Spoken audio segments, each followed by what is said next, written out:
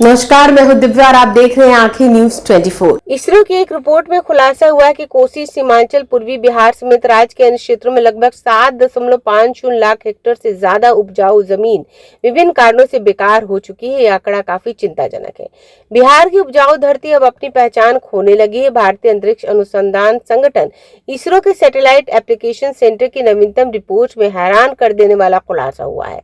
इसके अनुसार राज्य की 7.50 लाख हेक्टेयर से अधिक भूमि की मिट्टी खराब हो गई है। कोसी, सीमांचल और पूर्वी बिहार के लगभग सभी जिलों में यह स्थिति और चिंताजनक है। Degradation and land desertification atlas of India में प्रकाशित आंकड़ों के अनुसार बिहार में 2011-12 में 7.38%, 2018-19 में 7.93% और 2021-22 में 8.87% भूमि मिट्टी क्षरण की चपेट में आ चुकी थी। बाढ़ और कटाव से 3.21 लाख हेक्टेयर, वनस्पति क्षरण से 2.42 लाख हेक्टेयर तथा बस्तियों के विस्तार से 28,200 हेक्टेयर भूमि बर्बाद हो गई। रिपोर्ट में बताया गया खराब कृषि पद्धतियां, जलवायु परिवर्तन और प्राकृतिक प्रक्रियाएं मिलकर राज्य में मिट्टी के क्षरण के लिए प्रमुख रूप से जिम्मेदार हैं। रिपोर्ट के अनुसार लगभग 3.2 लाख हेक्टेयर कृषि भूमि लवणीकरण से प्रभावित है। नमक युक्त मिट्टी का प्रभाव भागलपुर, खगड़िया, सुपौल, कटिहार और पूर्णिया जिलों के विस्तृत क्षेत्रों में देखा जा रहा है।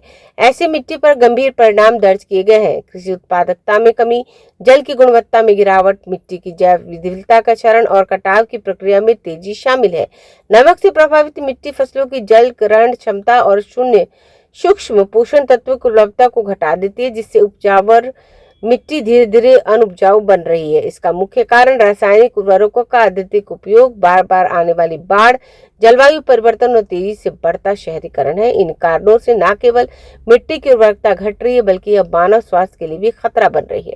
रिपोर्ट के मुताबिक प्राकृतिक कारणों के साथ साथ मानव जनित गतिविधियां जैसे पराली जलाना और रासायनिक उर्वरकों का अधिक उपयोग मिट्टी के क्षरण की समस्या को और बढ़ा रही है।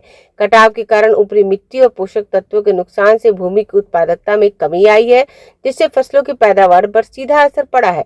रासायनिक उर्वरकों का निरंतर और संतुलित उपयोग मिट्टी की उर्वरता कमजोर कर रहा है, जिसके परिणाम स्वरूप उत्पादकता लगातार घट रही है। राज्य के मृदा वैज्ञानिकों ने चेतावनी दी है कि अब केवल भौगोलिक क्षेत्र नहीं बल्कि कृषि उत्पादकता और किसानों की आजीविका भी इस क्षरण की चपेट में है। आंखें न्यूज 24 देखते रहिए, 24 आवर्स देखते रहिए और दुनिया की अच्छी और सच्ची खबरों से अवगत होते रहिए।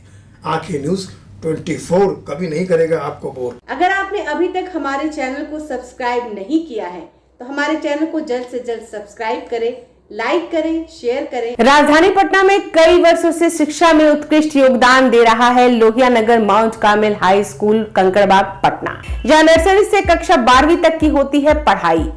10वीं और 12वीं बोर्ड परीक्षा में 100% अंक का रिकॉर्ड। एक ऐसा स्कूल जहां पठन पाठन के साथ साथ बच्चों के संपूर्ण विकास का रखा जाता है ख्याल। खेलकूद, सांस्कृतिक गतिविधि, मैथ ओलंपियाड, साइंस ओलंपियाड और बहुत कुछ। आज ही कराएं नामांकन। नामांकन की प्रक्रिया जारी है। संपर्क करें DS/16, Gayatri Mandir road, housing board colony east, Indira Nagar, Kankarbagh, Lohia Nagar, Patna.